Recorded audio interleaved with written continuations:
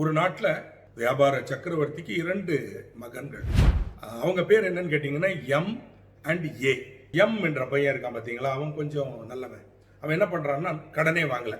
அவர் என்ன 100 ரூபா அப்படியே அந்த 100 ரூபாயை வியாபாரத்தில் போடுறாரு. இந்த ஏன்றவர் அவரு நல்லவர் கிடையாதுன்னு வச்சுப்போமே. அவர் 400 கோடி கடன் வாங்குறாரு. 20% வட்டி போக தான் அவருக்கு லாபம்.